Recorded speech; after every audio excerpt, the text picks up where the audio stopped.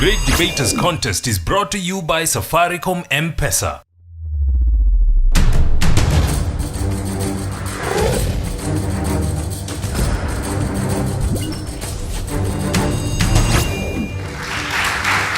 Hello and welcome to another great episode of the Great Debaters Contest. I am your host, Austin Nyambok. And I am Mariam Bishar. Should African countries adopt a one-child policy in order to curb population growth? And debating this will be Sacho versus Kahuhia. We hope they do this motion justice. We'll have it now. First debater, you have 3 minutes. Ladies and gentlemen, Africa is facing a big problem. The rate of population growth is ravenously growing at a very high rate, such that governments are failing to curb this problem.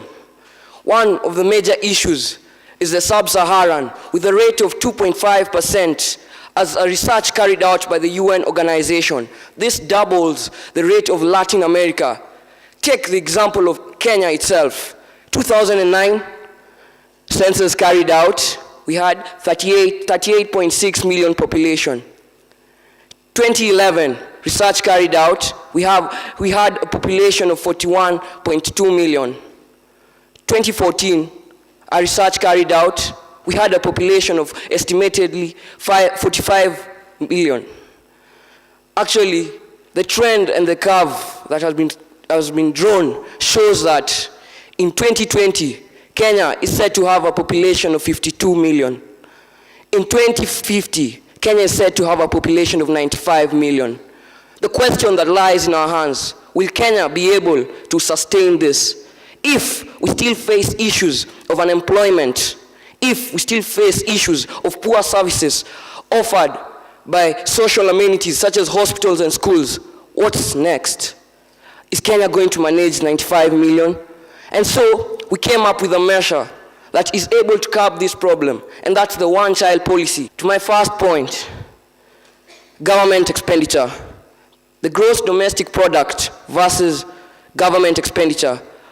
As statistics carried out, Kenya had a budget for the country, 1.3 trillion in 2010, 2011 years. Now it stands at 1.7 trillion, while the GDP stands at 44.1 million. Compare those two rates, doesn't work. And so what I propose is one-child policy should be put to curb population so that the government expenditure is reduced. Kenya is being put down. We're borrowing loans and from financial institutions and other foreign aids. We're not beggars. Come on, Kenya. We can stand as our own selves, and one way we can stand this is by reducing population. Another thing is schools. Shh, silence. Demonstrations, boycotts, strikes. Why? Teachers want more funds. The ratio between teachers is 1 to 160. Is there quality education coming from there? The answer is no. As I conclude, ladies and gentlemen, let's implement this policy for the better of generations, for your child. Leaders, as we stand here, I, wanting to become the president of Kenya, this will work, the one-child policy. Thank you. First opposer, you have 3 minutes to give your opening statements. From Kahuhia Girls High School, I am Diana Esther Wamboi, ardent to oppose this motion that states that African countries should embrace a one-child policy to contain population growth. Now, the one-child policy was adopted in China in 1979, actually, and in recent years, starting from 2012, deliberations have been going on to end this particular policy. So China have tried it, they've tested it, and they don't trust it anymore. So why should we? Now, for the 34 to 35 years it's been going on in China, history remembers and will continue to remember the policy as an extreme example of state intervention in human reproduction in this modern era. It is an idiosyncrasy that can only be born of a government that wants to plan population like it plans the production of goods. Fellow Africans, I want to tell you that the problem is not population. The problem is its distribution. The problem is lack of development. Now, Africa is guesstimated to cover 25% of the world's land. We only house 15% of the world's population. That only means that there's a 10% that has not been occupied. So, the problem, I say again, is not overpopulation. Now, Article 32 of the Kenyan Constitution, which is an African state, states that all have freedom of conscience, religion, belief, and opinion. Now, Christians believe that the Lord in Genesis chapter 1, verse 27 to 28 saith that I put man on this earth to be fruitful and to multiply. He did not say to give a fruit. He said to be fruitful, which is plural, not singular. Not all of us here are firstborns. Imagine what we would be denying ourselves if we didn't have these amazing people with us. What would Kenya be without these people? What would Africa be without you people? Probably, actually, on the opposing side, there is no firstborn. So this motion will definitely not be going on without us. So this one-child policy is a hindrance. This room will actually be only quarter full. Only a quarter full. Because of what? A mere one-child policy? Thank you. We'll now hear cross-examinations. We will begin with the second proposer. Alicia Eldred wrote a poem about children. She said, and the title was, Dreams Within Reach. No balls, no chains to tie me down. My true colors shine through to help hide the frowns of choices made and friends left behind. To take care of two girls, I proudly call mine. Now these are two girls. What if it was one child? Would not the love, the care, and the parental responsibility be better? I want someone to really answer me this question. When the Jubilee government came into power, there's one really conspicuous promise that they gave us. Free laptops to every child in public schools. Have you actually looked at the population in those schools? Yes. There is a really overpopulation of these children, and it has now been roughly 2 years, and they cannot still keep up with their promise. As you can see, there are no free laptops. Or can someone show me which free laptop they've got if they're from public schools, or if their siblings have got any? Diana, my dear Diana, you said that when China really tested the one-child policy, that the tests came negative. Actually, it's not negative.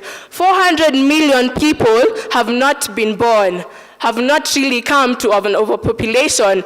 This that would have come would have set out many challenges that we are now facing. We see that in Afghanistan and Pakistan, that there are children who are sold to a family, like 30 children to one parent. They misuse these children into taking them into suicidal bombs. That's why you see that in the whole of North African countries, we see war. We see that even in Africa, there is famine, that there is hunger, that there is poverty. Why? You all want to keep on having more children, and you know that you cannot keep up with these children, right or wrong? My dear judges, I am sure that you are all parents to one kid or two kids or three children. I am sure that there is a really big parental responsibility endowed upon you to take care of that child, who will be a labor upon to the government to help. Now, the government needs labor, but even in that labor, it also has social amenities that it should also counteract with the labor that we pay in. If we are overpopulated, the quality of such amenities, such as hospitals, the schools, and even the roads and the bridges will not be enough. Children should be treated as emperors. The generations that are coming forth are going to be able to renew us from this third world country and misery that we are seeing.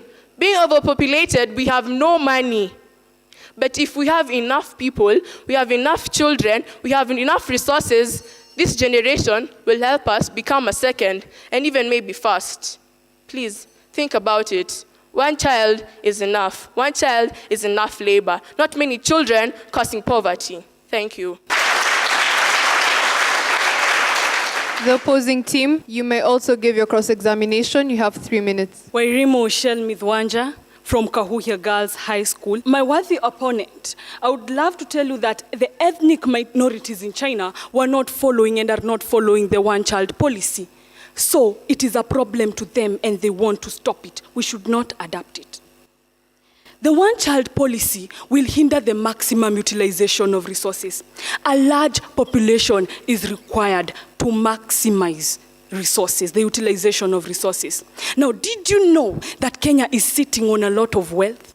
According to the Nairobian dated July 2014, page 12, we're shown that Turkana has water that can run out of every tap in this country for the next 70 years. Turkana again has barrels of oil that amount to 60 billion Kenyan shillings. Now, if we adopt the one-child policy, which I hope you're not thinking of doing, we will not have maximum manpower to extract these resources, and hence, they will not be utilized.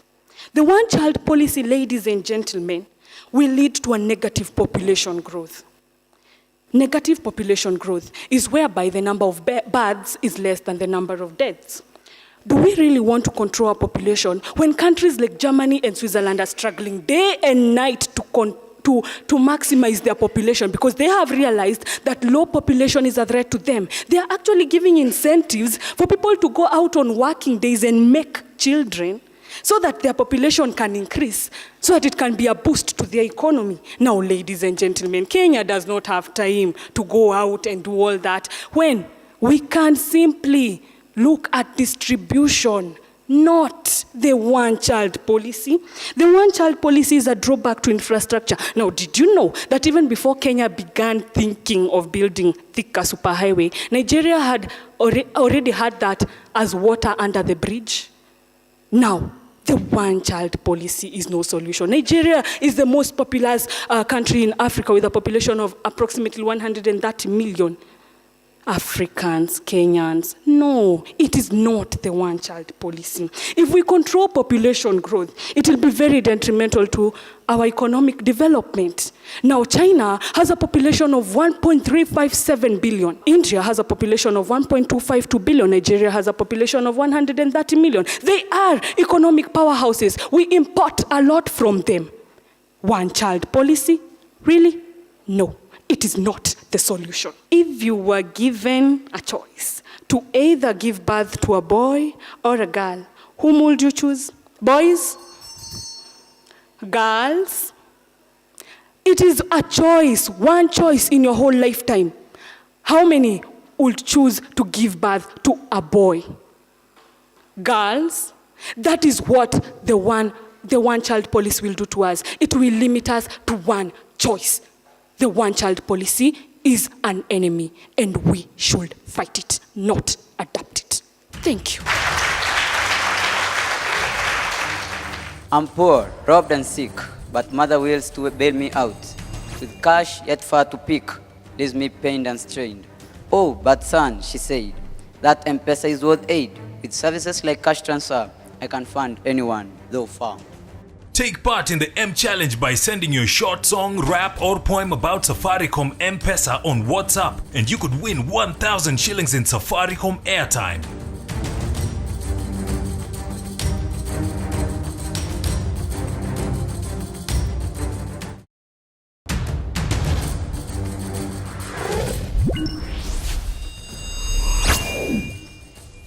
Tao Paul from Utumishi with a question for the proposers. So you are supporting one-child policy.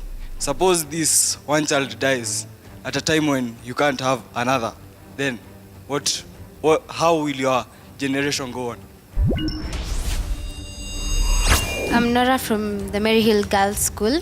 You are opposing the one-child policy. I did not get the solutions you gave to you going against it quite clear. May we have the third proposer take the stage? Meda Kongin from Sacho High School. You have to know that there is an amendment in the one-child policy. As an example, we have China. If your child dies or if your child is born disabled, you are given another chance to have another one. And if by any chance you cannot be able to have another child because it is biological or it is a biological or medical problem, You can adopt one. How many children are suffering in children's homes where they don't have food, they don't have education, they can't get proper education? You can adopt one and support one, right? So that means we have a second option. Now back to our topic. We are talking about using our resources very well. Now let me ask you a question about the Telecom Kenya company. Why are people being retrenched? Why are people being retrenched?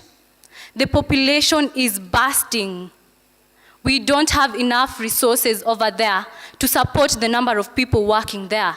We don't have enough money to pay the people. And you're telling me here to allow parents to have more children. So you want those children out there to continue suffering. You want those children out there to continue going to mediocre schools. You want those children out there to continue sleeping on an empty stomach. Is that what you're trying to tell us? Remember, Nigeria has their population exploding. That is why you find that most of the people are idlers. For example, the kidnapping of the girls. What if those people were employed? They would have done something better. They would have done something better for their country. That's right. So idlers are because of having a lot of population in Africa. They have nothing to do. They have nowhere to go. They'll end up continuing stealing from you in those streets out there. Why do you walk with your phone deep in your pocket? Because there's somebody idling there. It's not their fault. It's not their fault at all. Thank you. Third opposer, you have 3 minutes to respond. The sweetness of the pudding is in the tasting. A one-child policy. Alien, foreign, and new. It has never been tasted by any African country. Now our question is, how sweet is it? Neema Ndeti from Kahuhia Girls High School, urgently opposing the motion, African countries should embrace a one-child policy to contain population growth. I'll start by answering the questions. The question on sex preference, yes, sex preference brings about an imbalance in the population. Now let's ask ourselves one question. What if God gave each and every one of us a boy, and we have only one chance to get a child? I believe the one who answered this question will not get a wife to marry when time comes, due to imbalance in the sex preference. Again, the solutions other than one-child policy, distribution, development, good leadership, development again, and resources to cater for this population is the best contraceptive, if any. Now, sometimes between 106 and 43 BC, a great Roman statesman and orator, Marcus Cicero, once said, "The wise are instructed by reason, ordinary minds by necessity, the stupid by experience, brutes by instinct." That was 2,000 years ago. Yet listening to arguments made on population, it cannot help us feel and think that Cicero was talking about these modern times, because it is in modern times that arguments are made without the benefit of reason. Ladies and gentlemen, I present to you today a voice of reason. Large population provides labor, which is a human resource. Now, with a good purchasing power, it becomes a good market base. Let us look at China. They are their own producers and their own consumers. India and Malaysia are actually known as the paper tigers of this world. Why? Because they produce paper and consume paper. No surplus, no wastage. Again, necessity is the mother of invention, they did say. Large population gives us a platform for technological inventions and creativity. If we go down south to Kalahari Desert, the Khoi and the San are unable to modernize their ways of living. Why? The population is limiting them.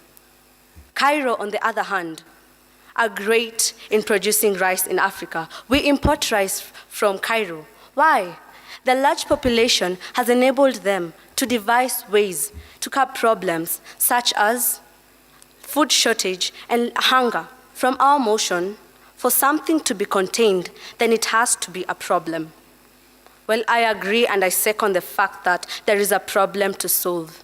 Africans, there is a problem to solve. But the problem is not population. The problem is its distribution. The problem is not population. No. The problem is the spacing of births between children. The problem is not population. The problem is development, leadership, resources to cater for this population. Cicero said, appetitas rationi parit. Let your desires be ruled by reason. One-child policy is not the solution. Thank you. We'll now hear closing arguments, beginning with the proposers. You have 1 minute. A large population or a bursting population has a negative impact to all of us. We can all feel it, even here in Kenya. We can all feel it. We watch it on TV daily. And it hurts me and pains me a lot that we still cling to the analog ways. Because right now, we are mechanizing technology in our country, meaning we need less labor. We need less people, but more work is done, right? More machines, less people. That means the population continues bursting, we continue making our children suffer. The population continues bursting. We continue straining our government. The population continues bursting. We continue to rely on funds from outside. And we continue suffering as Kenyans. Why ain't we independent? We are too many for the government to handle us. Why are other African countries not independent? We are depending on other people. So let's think about it, Kenyans. Should our children continue suffering, or should we embrace the one-child policy and ensure in future we have everything quality? Quality input, quality output. Sacho High School, we have spoken. Thank you.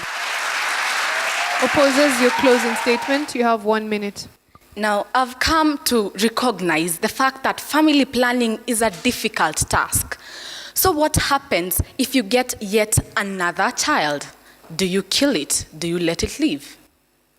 Now, I've said it before and I'll say it again, that Africa's problem is not population, but development.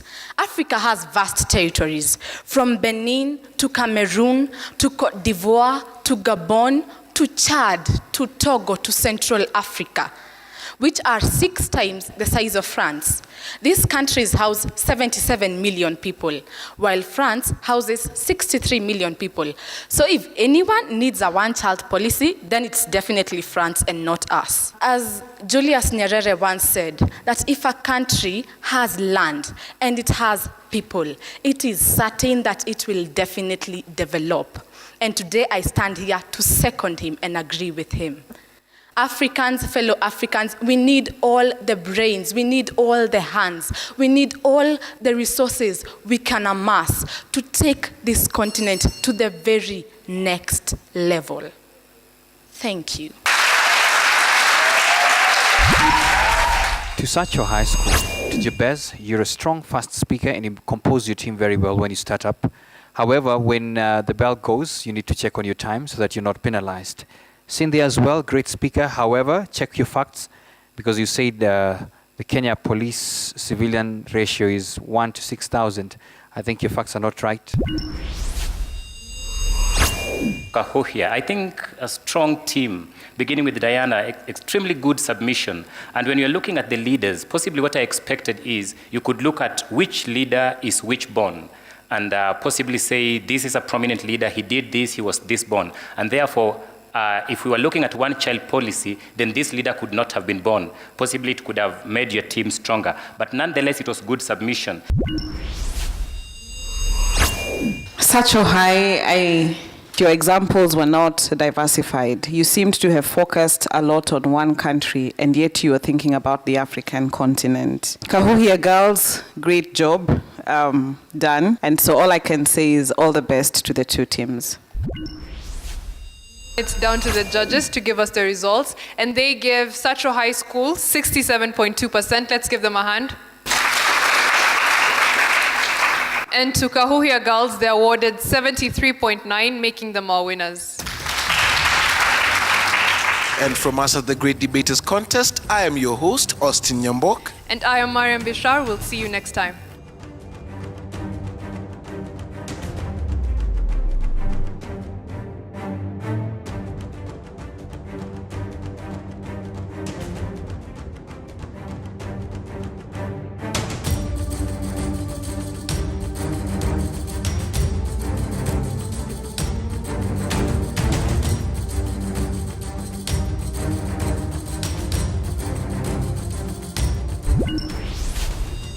Great Debaters Contest was brought to you by Safaricom M-Pesa.